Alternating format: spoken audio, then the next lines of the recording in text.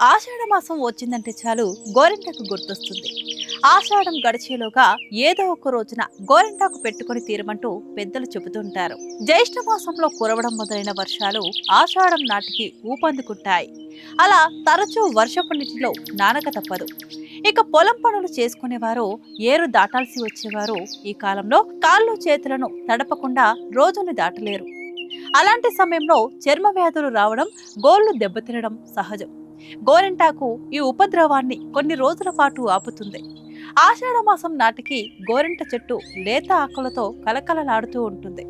ఆ సమయంలో గోరింటాకును కోయడం వల్ల చెట్టుకి ఏమంతం ఆ సమయంలో గోరింటాకును కోయడం వల్ల చెట్టుకి ఏమంత హాని కలగదు. పైగా లేత ఆకులతో చేతులు ఎర్రగా పండుతాయి. ఆషాఢం నాటికి వాతావరణం ఒక్కసారిగా చల్లబడిపోతుంది. వాతావరణంలో అకస్మాత్తుగా వచ్చే ఈ మార్పుల వల్ల శరీరంలో కాఫ్ సంబంధమైన దోషాలు ఏర్పడతాయి. గోరింటాకుకి ఒంట్లోని వేడిని తగ్గించే గుణం ఉంటుంది.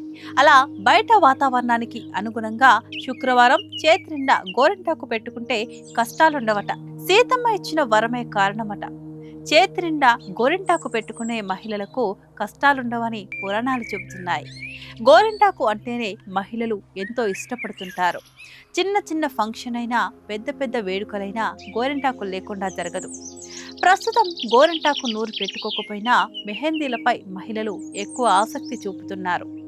పెళ్లిళ్లకు ముందు మెహందీ ఫంక్షన్ గ్రాండ్ గా నిర్వహిస్తున్నారు. అలాంటి గోరింటాకు ఎందుకంత ప్రాశస్త్యమైందంటే, గోరింటాకు సీతమ్మ తల్లి వల్లే ఇంత గొప్పతనం లభించిందని పురాణాలు చెబుతున్నాయి. రావణుని సంహరించి రాముడు సీతమ్మను రక్షించి తమ వెంట తీసుకెళ్లేందుకు వచ్చినప్పుడు ఆమె ముఖంలో సంతోషం వెల్లివిరిసింది.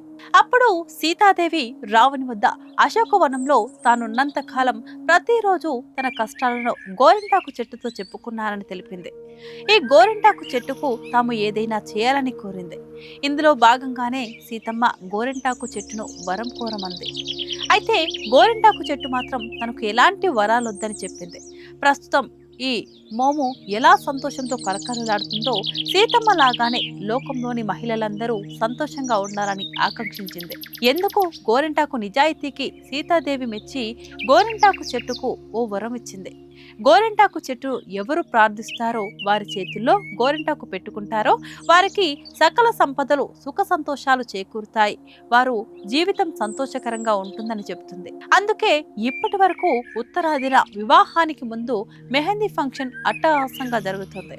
ఇందుకు కారణం శ్రీ మహాలక్ష్మి ఆశీస్సులు వధువరులకు, వివాహంలో పాల్గొనే బంధువులైన మహిళలకు లభిస్తుందని విశ్వాసం. అందుకే శుక్రవారం పూట గోరింటాకును మహాలక్ష్మి దేవిని ధ్యానించి చేతులు పండేంతగా పెట్టుకుంటే మహిళలకు ఎలాంటి కష్టాలుండవని, శ్రీ మహాలక్ష్మి దేవి అనుగ్రహం లభిస్తుందని పండితులు చెబుతున్నారు. ఆషాఢ మాసం సందర్భంగా గోరింటాకు చరిత్ర తెలుసుకుందాం. అసలు పేరు గోరింటాకు, గౌరీ ఇంటి ఆకు.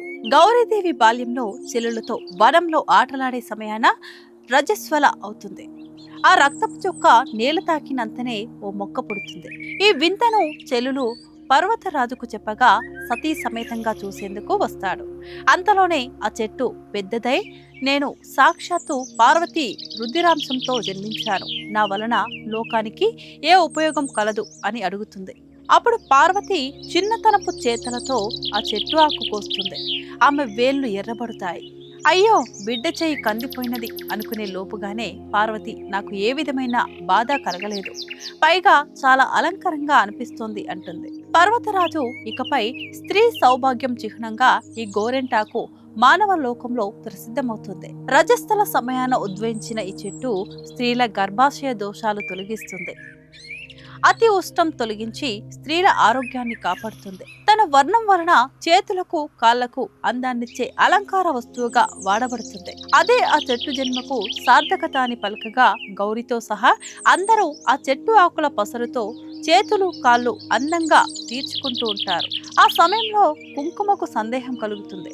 నుదుటన కూడా ఈ ఆకు వలన బొట్టు దిద్దుకుంటారేమో, నా ప్రాధాన్యత తగ్గిపోతుందేమోనని గౌరీతో ఆ సందేహం చెప్పగా నుదుటన పండదు అంటుంది. కావాలంటే చూడండి, గోరింటాకు నుదుటన పండదు. ఇక శాస్త్రపరంగా గర్భాశయ దోషాలు తీసేస్తుంది. అరచేతి మధ్యలో స్త్రీ గర్భాశయానికి రక్తం చేరవేసే ప్రధాన నాడులుంటాయి. వాటిలోనూ అతి ఉష్ణాన్ని లాగేసి ప్రశాంతపరుస్తుంది గోరింటాకు. ప్రసవం కాగానే గోరెంటాకు ముద్దగా నూరి ఆ బాలింత చేత మింగిస్తే ప్రసవం వలన ఏర్పడే గర్భాశయ బాధలు నయమవుతాయి. ఇక మొగుడికి గోరెంటాకి గల అనుబంధం స్త్రీలోని స్త్రీతత్వపు హార్మోన్ల పనితీరు చక్కగా ఉన్నందువలన దేహం కూడా అందంగా సున్నితంగా ఉంటుంది. అలా లేతగా ఉన్న చేత పట్టుకున్న గోరెంటాకు మరింత అందంగా పండి కనిపిస్తుంది. ఆ పండటం అనేది ఆ మగువ ఆరోగ్యాన్ని సూచిస్తుంది. ఆరోగ్యమే మహాభాగ్యం. అందంగా ఉన్న అమ్మాయికి చక్కని భర్త వస్తాడు.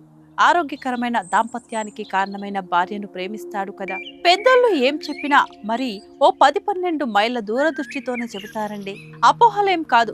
గోరింటాకును అందరం శాస్త్రీయంగా ఆదరిస్తే మనకు అన్ని విధాల ఆరోగ్యం, ఆనందం. సంవత్సరానికి ఒక మారు పుట్టింటికి పోతుందండోయ్ గోరింటాకు.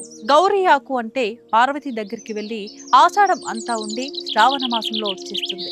ఆషాఢ మాసంలో అక్కడున్నప్పుడు కూడా తనను మర్చిపోకుండా ఉండాలని, తప్పక పెట్టుకోవాలని కోరిందట. అప్పుడు అమ్మ సరే అని వరము నొసగిందట. అందుకే ఆషాఢంలో అందరూ గోరింటాకు పెట్టుకోవాలి. పెట్టుకుంటారు కదా అందరూ.